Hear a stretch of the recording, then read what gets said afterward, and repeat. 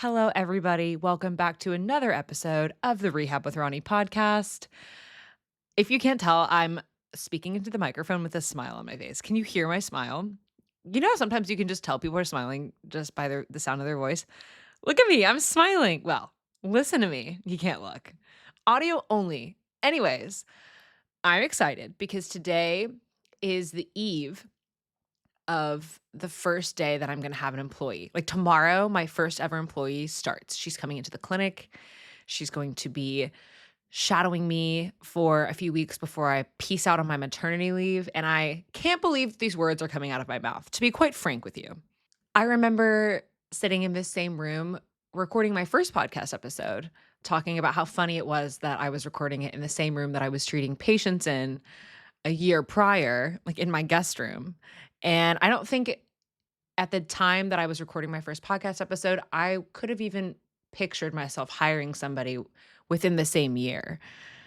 But that's kind of why I wanted to create the episode today. I love this podcast because for me, it's a way to document what I am going through as a new business owner and the journey because I want to be able to look back one day and listen to what I was thinking and listen to the guests that I was having on and just be able to reference that and for people to be able to reference it on their own journeys if they're trying to do something similar or I don't know, if they just like to hear me talk, that's cool too. But with this big step in the Rehab with Ronnie business, I thought what better way to document this than make a podcast episode about it. So I want to get into the reasoning behind deciding to hire somebody and the process and what that looked like and all of the feels that I'm feeling now that she's about to start. So first, I want to just run it back a little bit to part of the origin story of Rehab with Ronnie. And if you guys have been listening at all for any amount of time, you probably have heard me say this, but really the main focus of me starting my own business, and it's changed shape in a lot of ways over the year and a half that I've been doing this. But the main purpose and the main driving force was the fact that I knew one day I wanted a family. And I knew that in my current job situation, the time that I could spend with said future children would be really limited. And I just wanted to have more autonomy over my time. And so, fast forward my whole story later and a year and a half later and everything that's changed. Now I'm pregnant, 7 months pregnant. And that dream of having more ownership over my time and still being able to practice as a clinician and get people better, but also have ownership over my schedule and my life has come true. I mean, the baby's not out yet, but she's cooking. She's kicking and she's going to be popping out soon. And I'm going to get to live out that part of my life that I only ever really dreamed of in the beginning months of this whole process. So it's safe to say a lot of prep work has gone into the decision to start a family in the first place. I mean, my husband and I decided to incorporate my business and then move into a separate space so that I could treat patients and have more control over the patient experience and market in these different ways and invest into the business in these different ways, all with this underlying theme of we want to be more present in our lives and for our future kids. And kids almost here. And I went through this realization a few months ago like, well, wait a second. Once the kid comes, what happens to the biz? You know what I mean? Do I just shut down? Do I take a leave of absence and come back? Do I hire somebody else? Do I switch only to virtual rehab? I mean, there's a lot of different options and which one's the best one. And there was a period around my first to second trimester where I really was just weighing my options and trying to see what made the most sense for us financially, mentally. What are we going to be capable of while learning how to keep a small human alive, but also trying to run a business and what makes the most sense? So one night, my husband and I were at dinner and I put my fork down and I said, Adam, I'm going to hire somebody. I'm going to put up an application online and we need to bring someone in because it doesn't sit right with me to picture closing down the clinic for at least 12 weeks, could be more depending on what happens and when she comes. And it felt like doing 2 steps forward, 1 step back, or maybe 1 step forward, 2 steps back, almost like I was backtracking in a way. Because here I was in a busy season of the clinic. Spring was very fruitful in a lot of ways, and I felt like the word of mouth was finally making its way around in a way that I couldn't have fathomed happening a year ago, but I just felt like dissolving the business for even just a short period of time would equal me turning away patients that have the potential to get great care. It would mean stopping people's plans of care potentially too soon. It would mean having to generate a long wait list, and I could just see myself trying to care for this newborn and being super antsy to get back to it because I know myself, and as much as I am excited to be a new mom, I'm also excited to grind every day.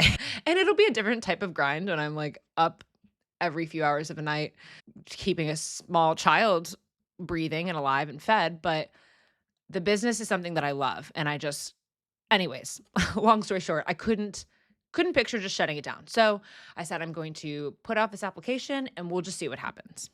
This is where things get kind of interesting, and universe tends to align sometimes in ways that are just beautiful. But the first person that applied is actually the person that is now coming in to work for me tomorrow morning.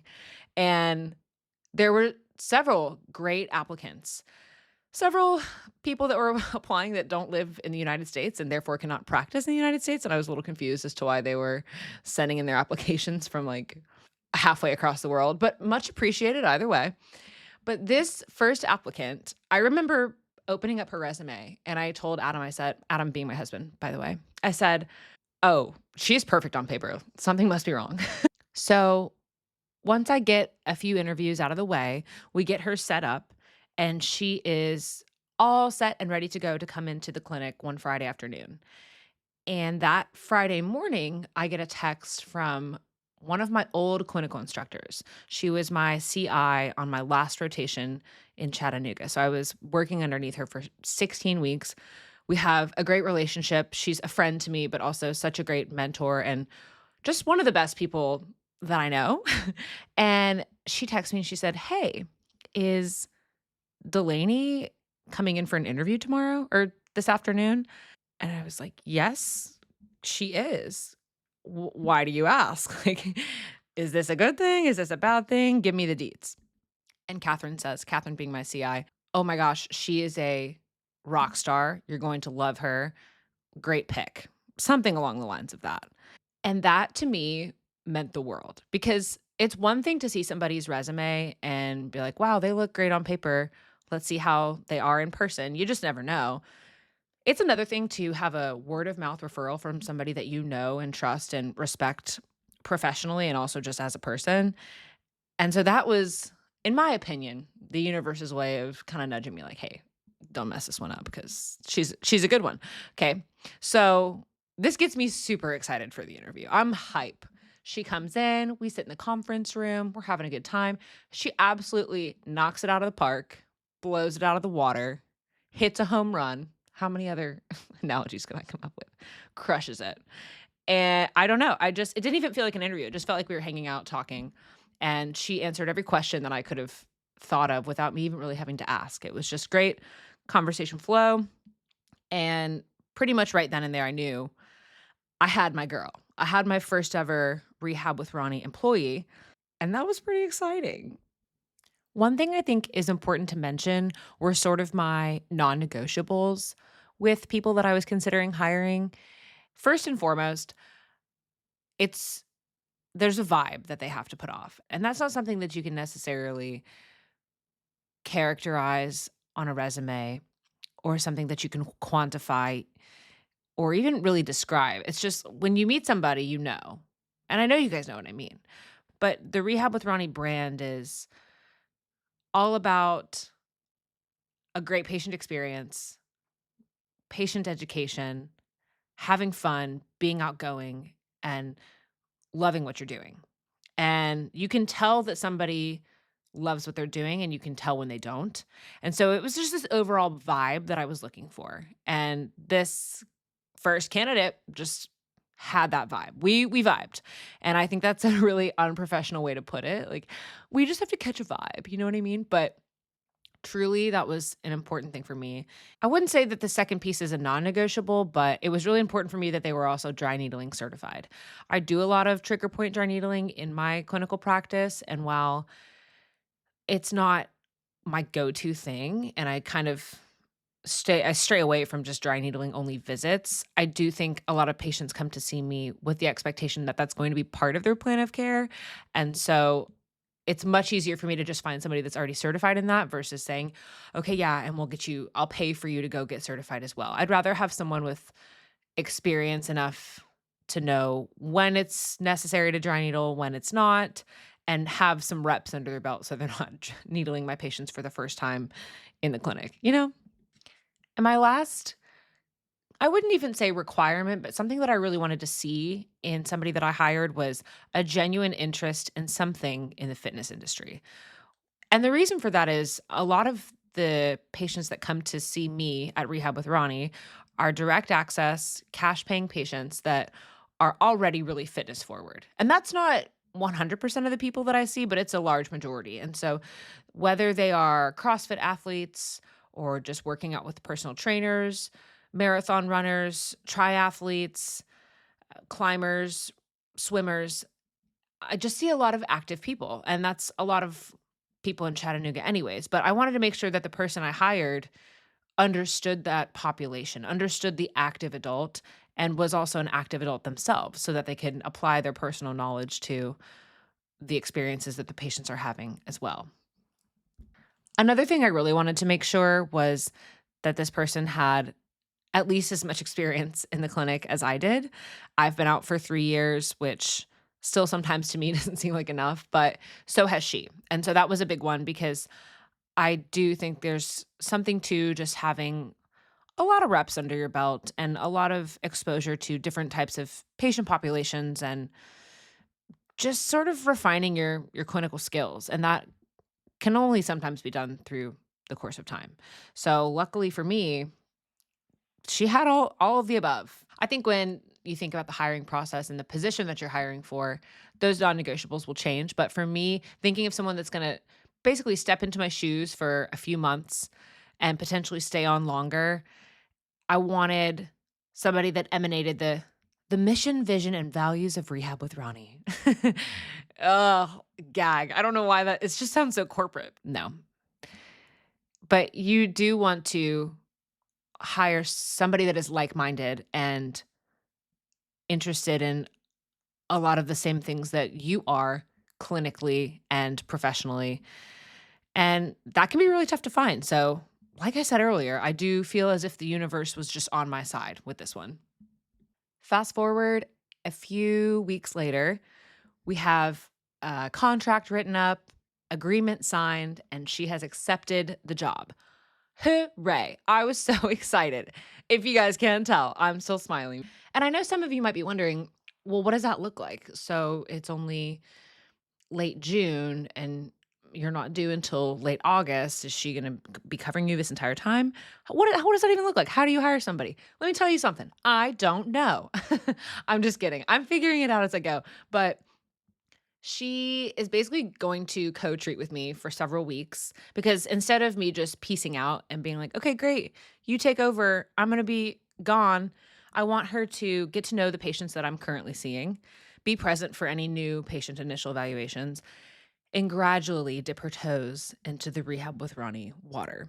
So for the next few weeks, we will just be working in tandem, which I think is going to be really fun.